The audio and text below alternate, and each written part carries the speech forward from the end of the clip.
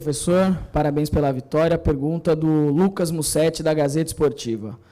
Professor, queria uma análise desse primeiro turno do Campeonato Brasileiro com o Santos no G6. São muitos problemas e mesmo assim o Peixe está bem posicionado.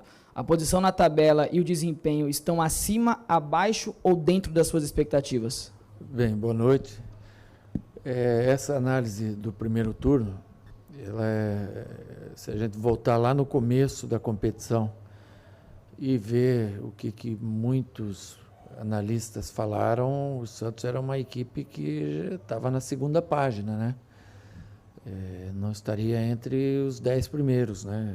Lutaria ali por uma outra posição. Hoje a gente está na primeira página, tem uma posição a nível de zona de Libertadores. Não é o que o Santos almeja, né?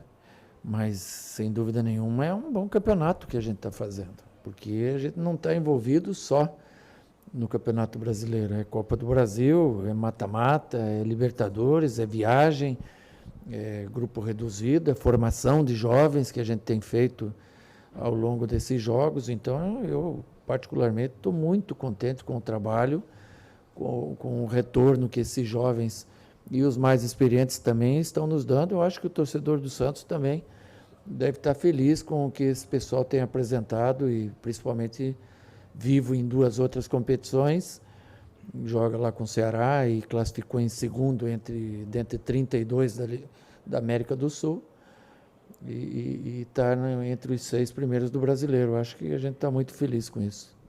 Pergunta agora do Bruno Gilfrida, do Globoesporte.com. Cuca, depois do empate contra o Ceará, o Santos venceu o Bahia hoje até com uma certa tranquilidade, representada pela diferença no placar.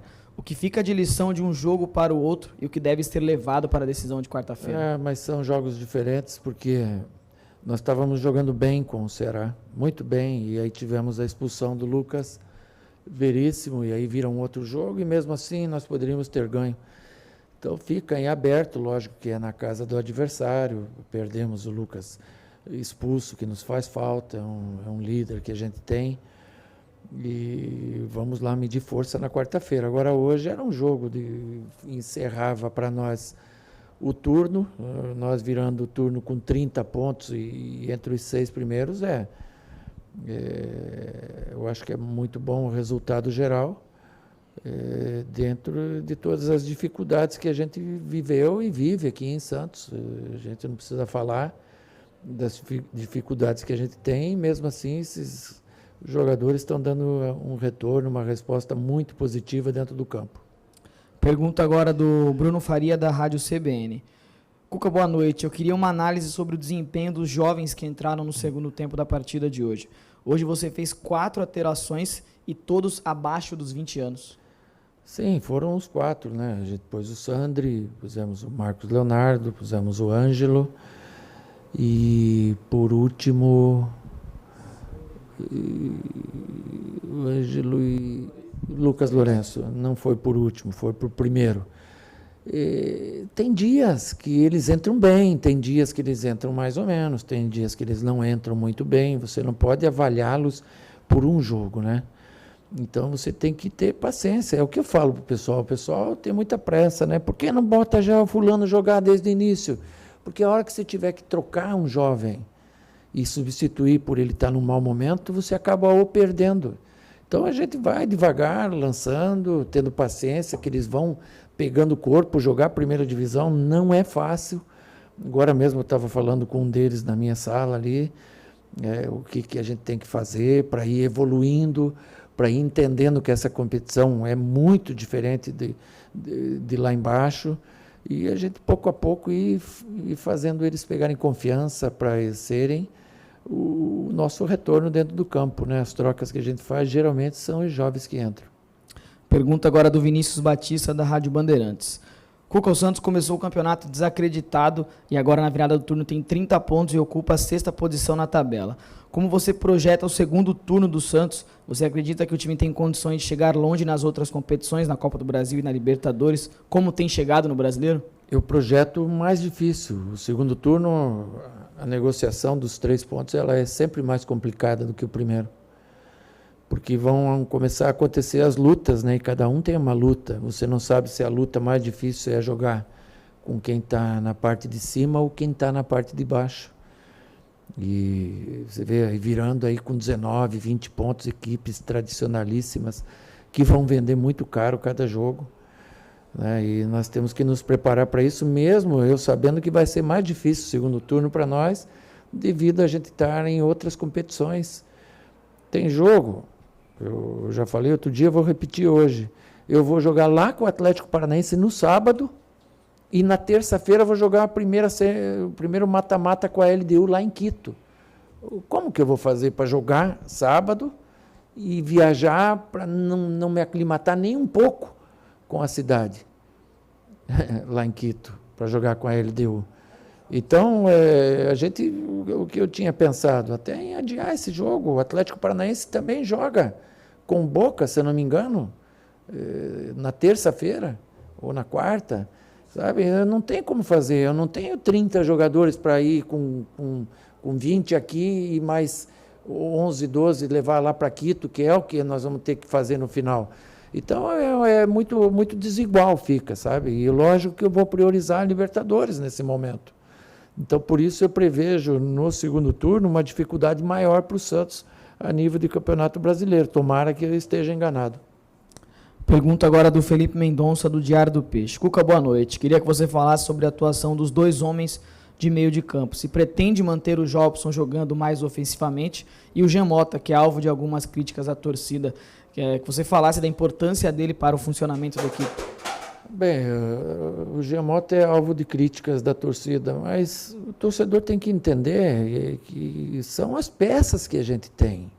Então, se ele tiver uma tolerância maior, eu acho que ele vai desempenhar um futebol melhor, porque todo mundo lê. Todo mundo lê, todo mundo lê. E se não lê, tem sempre uns que falam, você viu, você ganhou nota 4. Não que dê uma nota 5 para ele, por querer puxar para ele, não precisa. Mas existem outras valias no futebol, né? Ele preenche alguns espaços, ele faz algumas coberturas que os meninos ainda não sabem fazer. Então, se você dá uma liberdade maior para um ou outro jogador, porque você tem algumas peças que vão correr um pouquinho mais para esse um ou outro jogador, e o Jean é um desses. É visto que falta ritmo de jogo para ele. Ele foi artilheiro do Campeonato Paulista há 1 ano e meio atrás, e num ritmo de jogo maravilhoso, tudo que ele fazia dava certo, né? O Jean Mota virou... Hoje a gente está recuperando o Jean, e ele está fazendo de tudo para se recuperar. Então, o torcedor tem que ter uma paciência um pouquinho maior com ele, né? Uma tolerância um pouquinho maior. Ele é importante para nós, assim como os outros também. E sobre o Jobson, se pretende manter ele ofensivamente? O Jobson, nós entendemos que a qualidade dele, por ter uma visão de jogo, ter uma chegada boa à frente, ter um passe muito bom, atrás tinha algum risco, né? E na frente não faz mal se esses passes não entrarem todos. Mas aquele que entrar vai gerar uma possibilidade de gol. E foi assim que nós fizemos o segundo gol, né? Numa jogada dele, um corte, um passe, e aí o Marinho acabou fazendo o gol. Jogou bem, está pegando também uma intensidade dentro do jogo, que ele tem melhorado isso, e é necessário. O futebol de hoje, se você jogar sem intensidade, você não joga. Então tem que unir a qualidade, a técnica, a intensidade também, e ele está melhorando. Pergunta agora do Rodrigo Fragoso, do Esporte Interativo.